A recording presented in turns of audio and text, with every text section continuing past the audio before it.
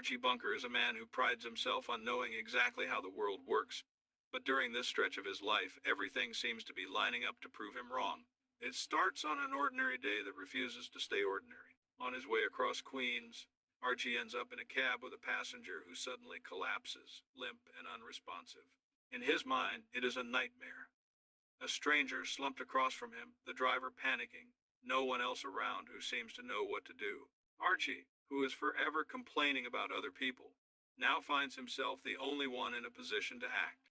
Grumbling and protesting even in the moment, he leans in to perform mouth-to-mouth resuscitation, pushing air into the stranger's lungs, trying to pull a life back from the edge while telling himself he is certainly not kissing anybody. The scene is both comic and serious.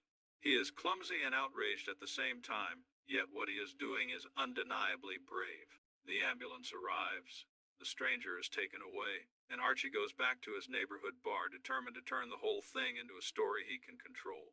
At the bar, with a drink in his hand and his friends gathered around, he retells the incident in the only language he knows: jokes, exaggerations, and complaints.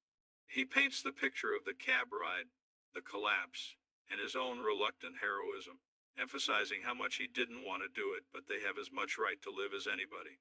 The bar owner, realizing this might be good publicity, calls in a local reporter who runs a human interest column. Suddenly, Archie is being considered for Citizen of the Week, and his stubborn resistance to attention melts the moment he hears there is a $100 check involved. He postures as a modest savior, happy to be recognized if it comes with cash, while his drinking buddies nudge and tease him about being a big hero who still has to pay for his own beer if he goes beyond two on the house.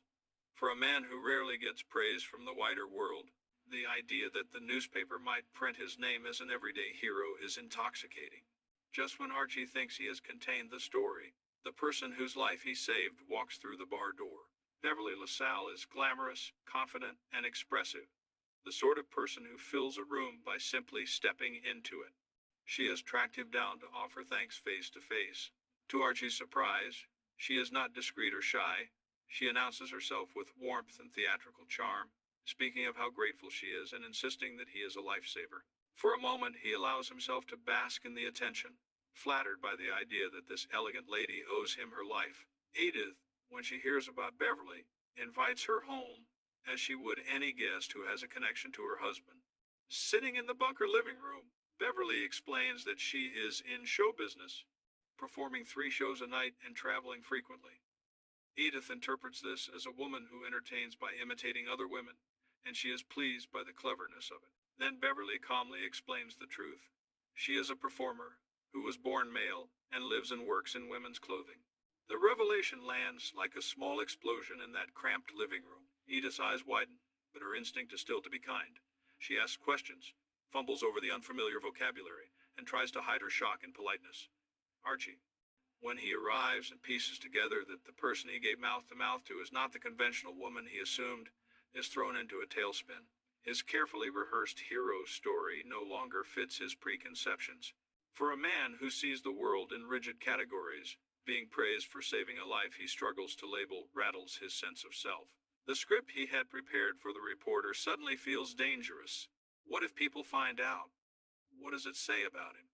The show plays this for comedy, but underneath the punchlines lies the truth that Archie is being forced to confront the gap between what he thinks he believes and what he actually did.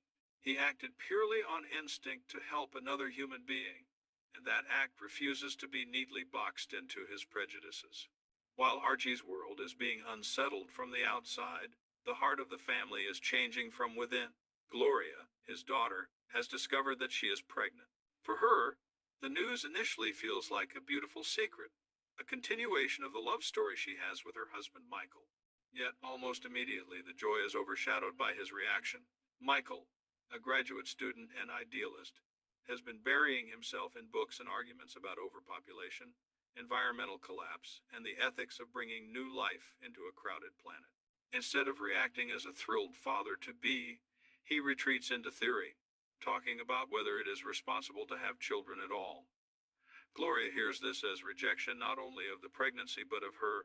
In her mind, his worry about the world is an excuse to avoid the responsibilities and vulnerability of being a parent. Seeking comfort, Gloria turns to Irene, the neighbor who has become a kind of older friend and mentor. Irene listens as Gloria describes the cold logic Michael has thrown at her, how he seems more concerned with charts and statistics than with the beating heart inside his wife. Irene, who takes seriously the idea that women should have control over their own bodies, is honest about the weight of the decision. She acknowledges that there are circumstances where a woman might decide not to continue a pregnancy, and she doesn't rush Gloria to any conclusion. Instead, she urges her to separate what she wants from what she fears, and to recognize that no one else can live with the consequences of the choice as intimately as she will. For Gloria, who is emotionally raw and feels abandoned, the conversation is both clarifying and disturbing. It puts in front of her the possibility that she might have to decide alone whether this baby will be born. Edith eventually enters the emotional storm, and here the show lays bare the tension between political ideas and personal reality. Edith has watched debates on television about women's rights and reproductive freedom. She has nodded along when commentators say a woman should be free to choose. Yet when she is sitting across from her own daughter, who may be carrying her grandchild, all the clear positions blur. Edith confesses that from her armchair at home she could easily agree with women on television, but when Gloria is the one in question, she feels something different, an attachment to the baby she has never seen. She admits that she already feels love for this potential grandchild, that she cannot look at this situation as if it were abstract. In that admission, the viewer sees how difficult it is for ordinary people to apply principles consistently when their own family is involved. Gloria, torn apart by fear, breaks down, saying that Michael has left, that she may be forced to make the hardest decision of her life without him. She imagines a future where she is a single mother, raising a child whose father disappeared into his own worries. Edith tries to soothe her, insisting that Michael will come back, that his leaving is not permanent. But even as she speaks the words, Edith herself is anxious. The home, already charged by Archie's anxieties and prejudices, now feels like it might crack under the pressure of a new life arriving in the middle of so much uncertainty. When Archie walks in on this scene, he initially reacts in character, irritation at the tears, frustration that the house is in emotional chaos when he is already dealing with his own outside crises. Yet, pushed by Edith and simply by the sight of his daughter's distress, he sits down and allows a different side of himself to emerge.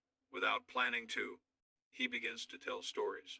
He reminds Gloria of when she was 6 years old and he used to walk her to school, how she clung to his hand as other kids laughed, how he reluctantly let go one day so she could stand on her own.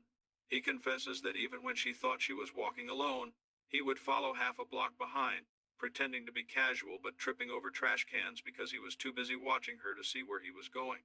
He describes the moment in the maternity ward when he first saw her through the glass among dozens of newborns, how in his memory she looked straight at him and smiled as if she already knew he was her father. Whether that memory is literally true or shaped by years of love, it becomes his way of telling her she has never been alone. These stories, offered without sentimentality but full of feeling, slowly pull Gloria back from the edge. She remembers that the gruff, loud man in front of her once carried her, protected her, and rejoiced at her existence in a way she had never fully understood. In a house where affection is often hidden behind sarcasm, this moment of clarity matters. Archie is, in his own stubborn way, arguing for the value of life, not through moral slogans but through the invisible threads that tie parents and children together. He does not lecture her about right and wrong.